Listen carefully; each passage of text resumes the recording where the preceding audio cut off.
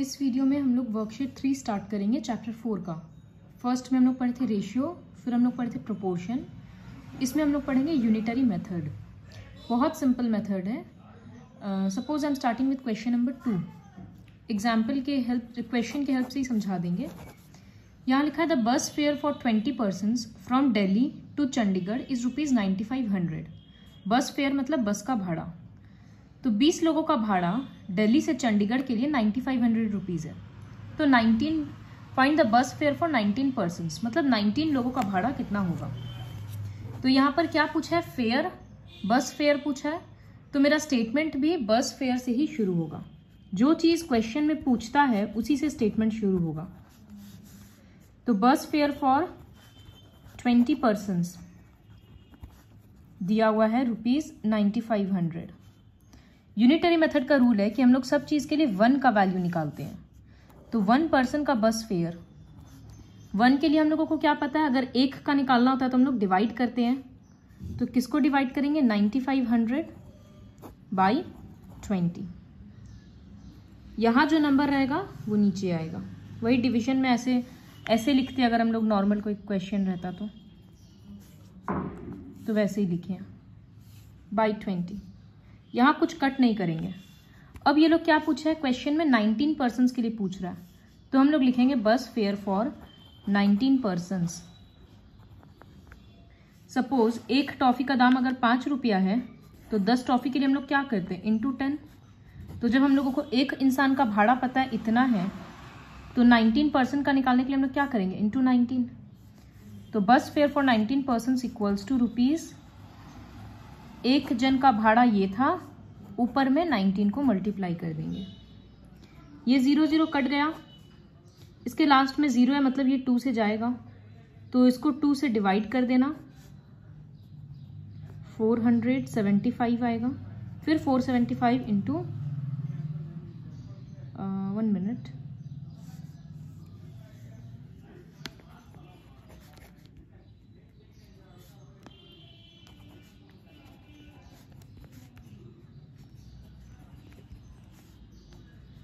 Yes 475 आएगा। फिर 475 into 19 कर देंगे हम लोग। जो भी आंसर आएगा वो लिख देना। तो ऐसे होगा। तो हम लोग क्या किए? पहले 20 पर्सन का दिया हुआ था वो लिखे, 20 से हम लोग 1 का निकाले। उसके बाद क्वेश्चन में 19 पर्सन्स का पूछा था तो इंटू 19 कर दिए। इसी तरह से पहला वाला क्वेश्चन में Sahil buys 8 books for ₹72। What is the cost of 45 books. तो कॉस्ट पूछा है तो स्टेटमेंट भी कॉस्ट से ही शुरू होगा। Cost of 8 books equals to 72। फिर हम लोगों को 8 से 1 का निकालना है तो हम लोग लिखेंगे cost of 1 book equals to, जैसे ऐसे लिखेंगे, cost of 8 books equals to ₹72। फिर हम लोगों को 1 का निकालना होगा तो 1 बुक इक्वल्स टू 72/8। यहाँ कट रहा है, काट भी सकते हैं, अदरवाइज नेक्स्ट स्टेप में भी कट कर सकते हैं, कोई प्रॉब्लम नहीं है। अब ये लोग एक्चुअली में कितना पूछा है? 45 बुक्स का। तो कॉस्ट ऑफ 45 बुक्स, तो 1 का दाम 72/8, ऊपर में 45 मल्टीप्लाई करेंगे। 8 9 जा 72, तो 9 इंटू 45 करने से जो आंसर आएगा वही होगा। तो बहुत सिंपल है। जो दिया हुआ है पहले उसका, फिर 1 का, फिर जितना का पूछ रहा है। इसी तरह से question 3, Arun earns 3,90,000 per year. Find his earnings for 25 weeks. तो ईयर में दिया लेकिन पूछ वीक्स का रहा है, तो थोड़ा ट्विस्ट है बस। 1 ईयर इक्वल्स टू 52 वीक्स होता है, ये लर्न करना है। तो इसका मतलब क्या है? बोला है find his earnings for 25 weeks. तो हम लोग स्टेटमेंट अर्निंग से ही शुरू करेंगे। तो लिखेंगे अर्निंग्स फॉर 1 साल का मतलब 52 वीक्स इक्वल्स टू ₹3,90,000। फिर क्या करेंगे? Earnings for 1 week. ये जो नंबर है वो नीचे जा रहा था, तो 39 और 4 0 बाई 52। फिर अर्निंग्स फॉर पूछा कितना वीक्स का? 25, तो 25 वीक्स। यहाँ स्पेस नहीं इसलिए यहाँ लिख रहे हैं, ये पूरा नंबर ऊपर में 25 मल्टीप्लाई, ये दोनों नंबर 13 से जा रहा है, 13 4 जा और 13 3 जा 39 होता है, 3 हो गया तो ये 4 0 बैठ जाएगा, फिर 2 से कट रहा है, फिर 2 से कटेगा, अब 7500 इंटू 25 कर देंगे, आएगा 187500 रुपीज। तो वो 25 वीक्स में इतना रुपया अर्न कर रहा है। तो 52 वीक्स का निकाले, फिर वहां से 1 वीक का, फिर जितने वीक्स का पूछा था। इसी तरह से 4th question, cost of 18 kg wheat is rupees this, find the cost of 1 quintal, 1 quintal मतलब 100 kg। तो ये भी खुद से करना। अब 5th वाला क्वेश्चन भी वही है, 4 erasers are purchased for ₹10, find the cost of 1 dozen, 1 dozen मतलब 4 का दे दिया, 12 का दाम पूछ रहा है, तो कॉस्ट पूछा है तो कॉस्ट से स्टेटमेंट होगा cost of 4 erasers equals to 10, फिर कॉस्ट ऑफ 1 इरेजर निकालना, फिर कॉस्ट ऑफ 12 इरेजर्स निकालना। अब क्वेश्चन नंबर 6 पे आते हैं। A worker earns ₹18,000 in 15 months. Question का 2 पार्ट है। बोला है कि एक वर्कर 18,000 रुपया कमाता है 15 महीना में, तो वो 7 महीना में कितना कमाएगा? How much will the worker earn? Rupees पूछ रहा है तो स्टेटमेंट भी रुपया से ही स्टार्ट होगा। ये बात ध्यान में रखना बहुत जरूरी है कि जो चीज पूछता है उसी से स्टार्ट होता है। तो how much will the worker earn मतलब रुपया पूछ रहा है, तो हम लोग लिखेंगे, देखना पहला लाइन हमेशा गिवन पार्ट से रहता है, तो 18,000 पे 15 ये पता है, तो ऐसे लिखेंगे money earned in 15 months equals to ₹18,000। फिर क्या होगा, 15 महीना का अर्निंग निकल गया, तो मनी अर्नड इन 1 मंथ 18,000 है, 15 नीचे आ जाएगा, यहां कट नहीं कर रहे हैं। इसके बाद कितने महीने का इनकम पूछा? 7 महीने का, तो money earned in 7 months 18,000 by 15 into 7। ये दोनों नंबर 3 से कटते जाएगा, 3 5 ये सबसे, फिर सॉल्व अपने आप हो जाएगा। तो मनी अर्नड इन 15 मंथ्स, फिर 1 मंथ, फिर 7 मंथ्स। अब इसका जो सेकेंड पार्ट है, इसमें पूछा है question in how many months, इस बार मंथ्स पूछ रहा है, तो हम लोग स्टेटमेंट भी किससे स्टार्ट करेंगे? मंथ से। सेकेंड पार्ट के लिए भी, अब भूल जाओ कि ये क्वेश्चन दिया हुआ भी है, सेकेंड पार्ट के लिए भी हम लोग वापस स्टार्टिंग से ही देखेंगे। तो इन how many months will he earn ₹3600, how many months, तो क्वेश्चन स्टार्ट होगा, answer sorry number of months. तो बेसिकली इसमें लिखेंगे क्या कि 18,000 कमाने के लिए कितना महीना लगा? 15 महीना। तो लिखेंगे number of months required to earn ₹18,000 equals to 15। 18,000 कमाने के लिए कितना टाइम लगा? 15 महीना। तो फिर हम लोग क्या करते हैं, यूनिटरी मेथड में सब चीज 1 के लिए निकालते हैं, तो number of months required to earn ₹1, 1 रुपया कमाने के लिए कितना टाइम लगेगा? तो हम लोग का रूल क्या था कि यहां जो नंबर जा रहा था वो नीचे लग जाता था। ये मत सोचना कि इतना बड़ा नंबर नीचे कैसे लग रहा है, वो बाद में अपने ही सॉल्व होगा। बस ये लॉजिक हमेशा रखना कि लेफ्ट साइड में जो भी नंबर है 1 निकालने के लिए, 1 का वैल्यू निकालने के लिए हमेशा वही नीचे आता है। तो 15 बाई 18,000 हो गया, कुछ कट नहीं करेंगे। अब इन लोग को कितना का पूछना है कि 3600 कमाने के लिए कितना महीना लग रहा है, तो हम लोग लिखेंगे number of months required to earn ₹3600 equals to, हम लोग क्या करे थे, जो भी 1 का आंसर था, तो 15 बाई 18,000 इंटू ये रुपया 3600 ऊपर में 0 0 कट गया, 18 2 जा 36 होता है, तो डायरेक्टली 18 से कट कर रहे हैं 2 और ये 10, फिर 2 से 10 चला गया 5, 5 से 15 चला गया 3, तो आ गया 3 मंथ्स।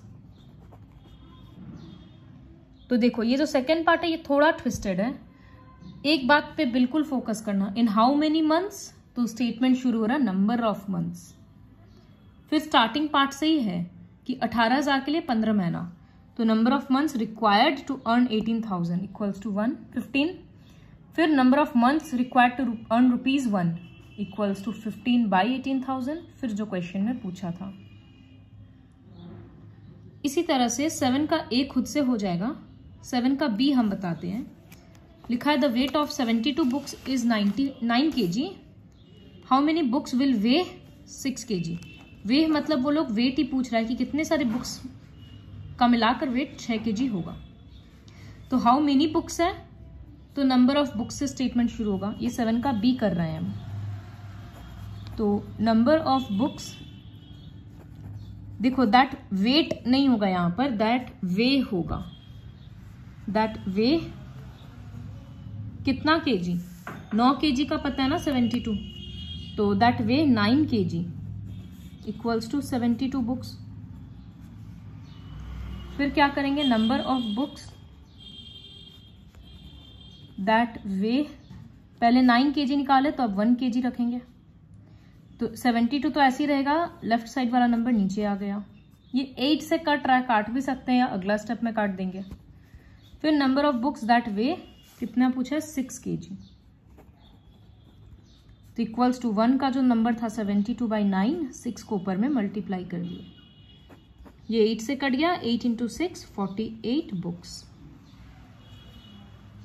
तो ये जो सेकेंड पार्ट होता है इसको थोड़ा फोकस से करना, और हमेशा याद रखना जो चीज पूछ रहा है उसी से स्टेटमेंट शुरू होगा।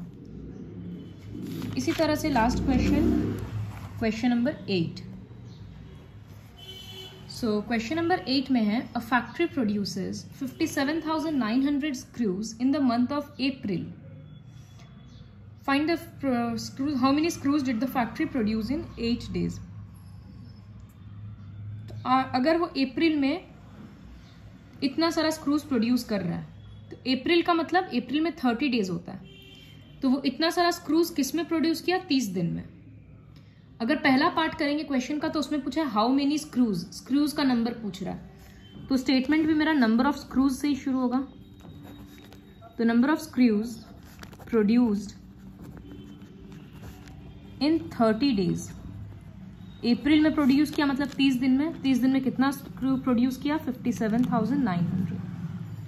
फिर हम लोग 1 का निकालते हैं, the number of screws produced in 1 day, इधर का नंबर ऐसे ही रहता है, LHS में जो नंबर है वो नीचे जाएगा, चला गया नीचे, 0 0 कट। अच्छा हम लोग यहाँ नहीं काट रहे थे, रहने दो ऐसे ही। फिर number of screws produced in 8 days, तो 8 days का क्या था, यहां लिख रहे हैं कि 1 day का आंसर इतना आया था, फिर इंटू 8, 0 0 कट गया, ये नंबर को 3 से डिवाइड करेंगे, 5790 डिवाइडेड बाई 3,